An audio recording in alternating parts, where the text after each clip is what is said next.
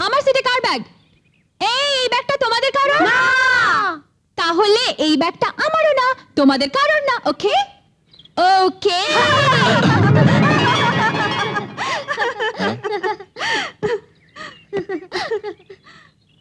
ব্যাগটা ছুঁড়ে ফেললেন কেন? ব্যাগটা আপনার?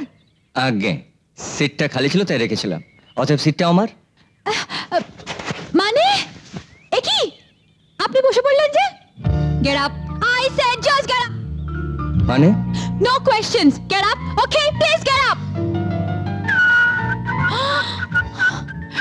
কি হলো, নামবেন বাস থেকে? দুঃখিত, বাসটা তো আপনার ব্যক্তিগত সম্পত্তি নয়, পাবলিক ক্যারিয়ার। বাসটা গেলে আমিও যাব।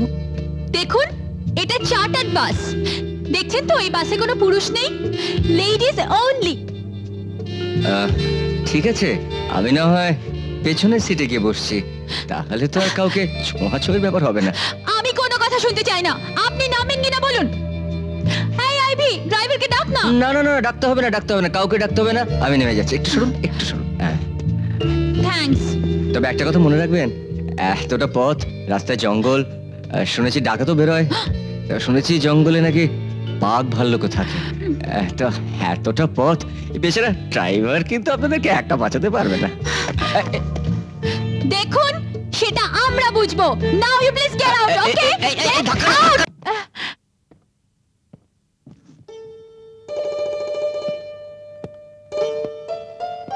নিন, সবকিছু মনে হয় অক্ষতই আছে। ধন্যবাদ। আমার মতন একটা অভদ্র ছেলেকে ধন্যবাদ বলে নিজেকে ছোট করবেন না। আপনি কোথায় যাবেন? কেন বলুন তো? আমার কাছে গাড়ি আছে। গাড়িতে উঠে আবার নামিয়ে দেবেন তো? তার আর দরকার হবে না, আমার একটা মোটর বাইক আছে। আপনার বাবাকে বলবেন আজকে ওই বস্তির ছেলেটা আপনার মান সম্মান বাঁচিয়েছে। আপনার বাবা তো কথায় কথায় বন্দুক বার করেন, তার নিজের মেয়েকে একটা বন্দুক কিনে দিতে পারে না? আসলে বিপদে পাশে দাঁড়াবার জন্যে বন্দুকের দরকার হয় না, দরকার হয় বন্ধু। আর আপনাদের সোসাইটিতে সেটারই বড় অভাব। চলি। শুনুন,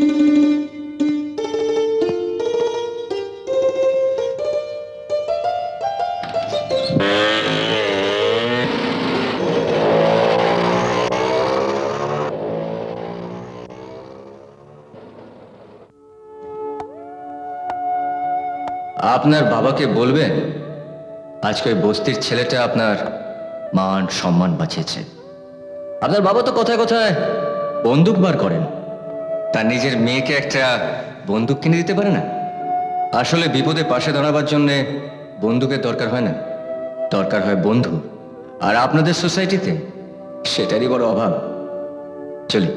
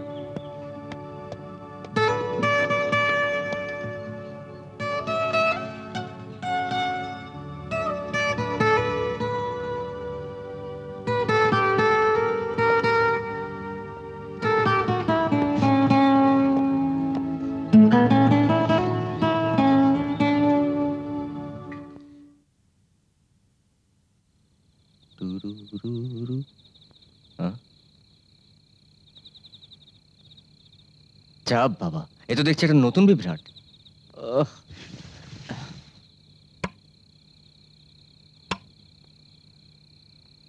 এই কে রে?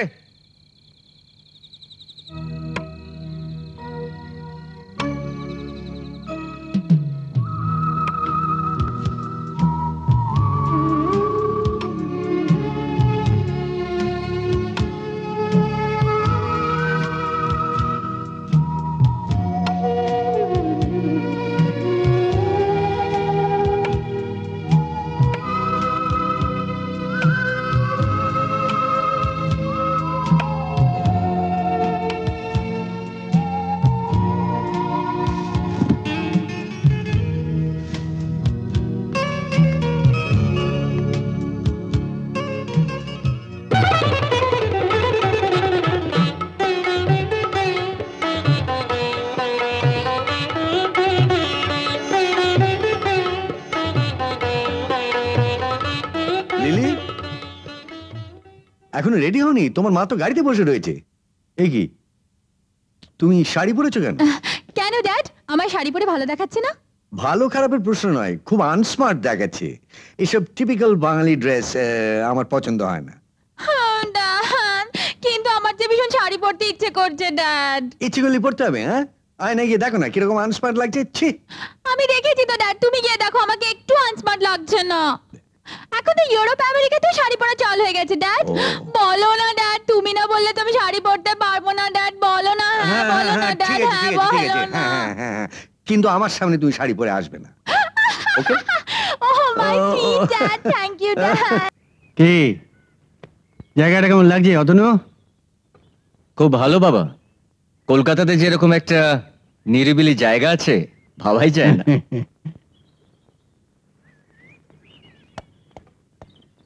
হুম?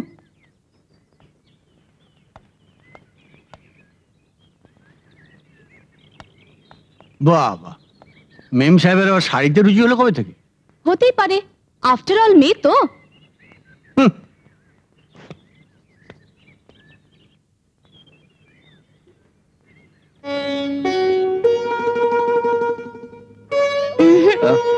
এই কি অসভ্যতামি হচ্ছে?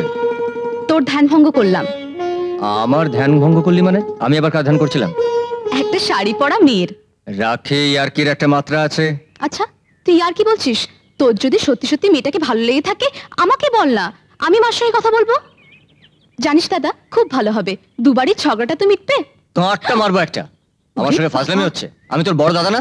সেই জন্যই তো বললাম, একটা বৌদি আসলে দুটো কথা বলার মানুষ পেতাম। ডাকছি বাবাকে, আমার সঙ্গে ইয়ার্কি হচ্ছে। হ্যাঁ যা।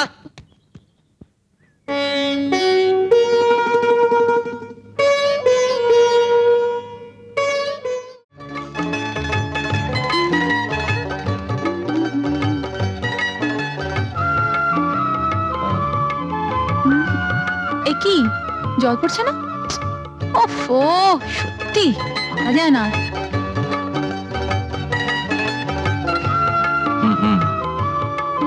অতনু, মা খাওয়াটা একটু পরে দিয়ে, আমি স্নান করে সে আসছি। কি এত রাতে চান করবে? কি ঠান্ডা লেগে যাবে? মা ভীষণ গরম, ভীষণ গরম। চান না করলে গরম, ঠান্ডা লেগে যাবে। আমি আসছি। পাগল ছেলে।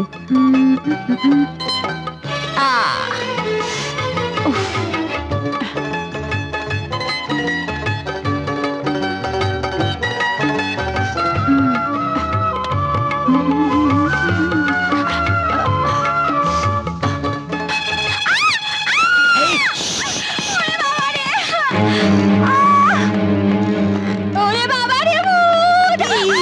ভূত! কি হয়েছে দিদিমণি? আমার বাথরুমে ইয়া লম্বা একটা হাত আমার ধরতে গিয়েছিল, মনে হয় ভূত। ভূত! সর্বনাশ! ধরলে তো মাথা একেবারে কর্মর কর্মর কর্মর করে চিবিয়ে খেয়ে ফেলতো। যাই বাবাকে গিয়ে বলি ভূতটাকে গুলি করে।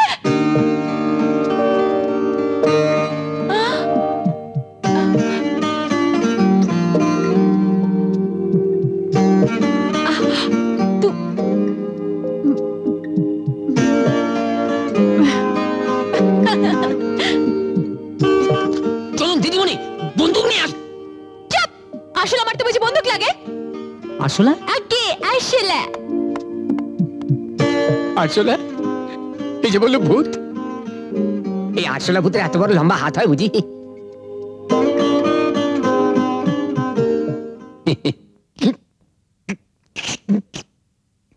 এ তো মানুষ ভূত।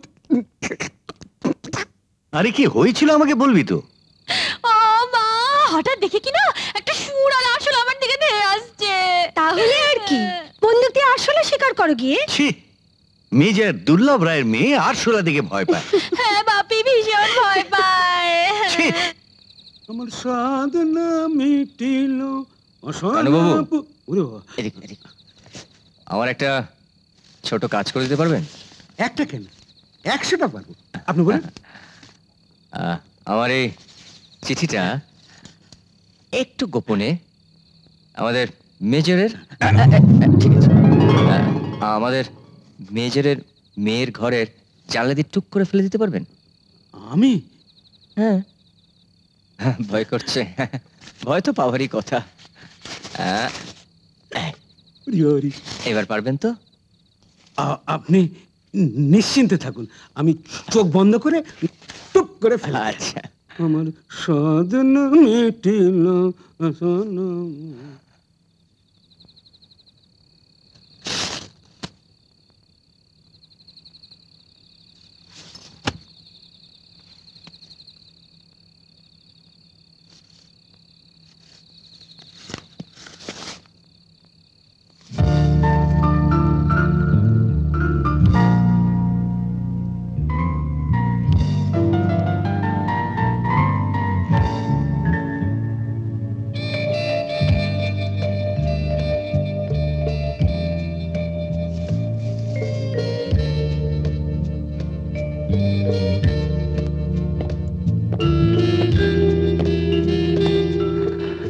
লিলি, আমি ভাবতেই পারিনি যে তুমি এত তাড়াতাড়ি আমায় এত ভালোবাসবে, আমার এত কাছে আসবে।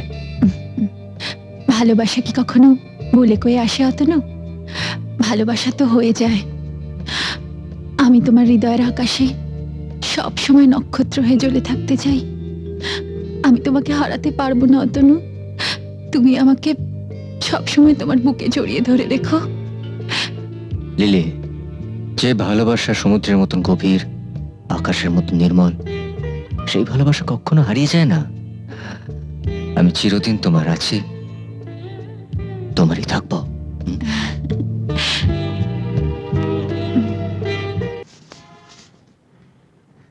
চলো। আচ্ছা, এত চিঠি কাকে লেখো বলো তো? বড় বড় কোম্পানিতে প্রথম 3 মাস ট্রেনিং, তারপর চাকরি। 3 মাস ট্রেনিং? এত পাশ করেও? অবশ্য অনেকেই ট্রেনিং পিরিয়ড বলে কিছু রাখে না।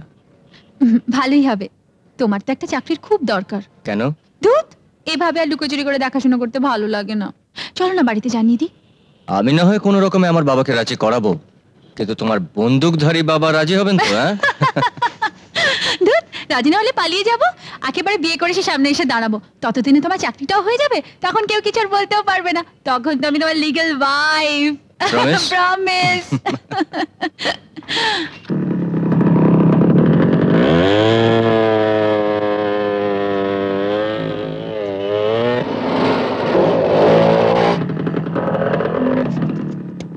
কি হলো? নামও দেখছে। ওহো,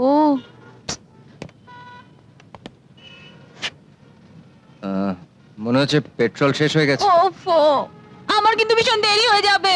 আরে দাঁড়াও দাঁড়াও, কিছু না কিছু একটা ব্যবস্থা হবে।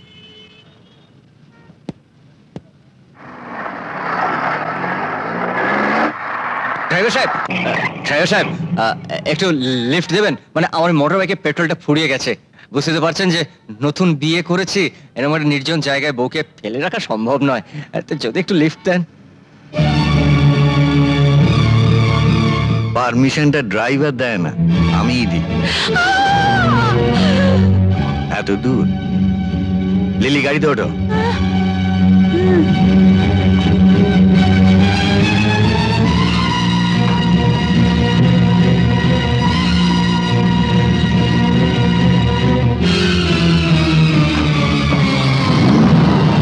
টাটা।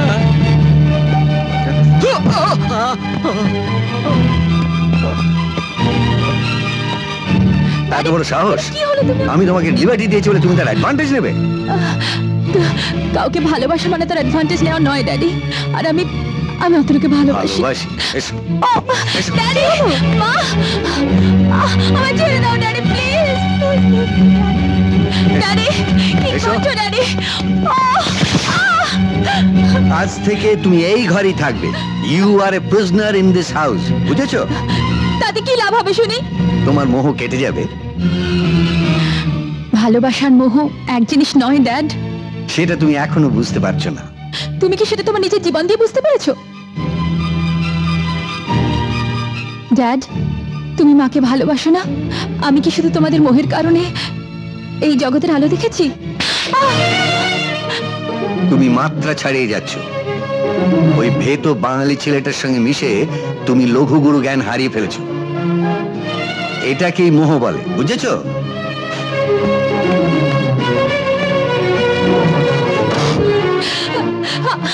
আমাকে এখানে আটকে রেখে কোনো লাভ হবে না ড্যাডি। আমি এখান থেকে বেরিয়ে যাবই। থাকো এখানে বন্ধ হয়ে, তাহলে বুঝবে কোনটা মোহ কোনটা ভালোবাসা। কি ব্যাপার? বেশ তো কদিন ঠান্ডা ছিলেন, আবার হঠাৎ মাথার পোকা নড়ে উঠলো কেন?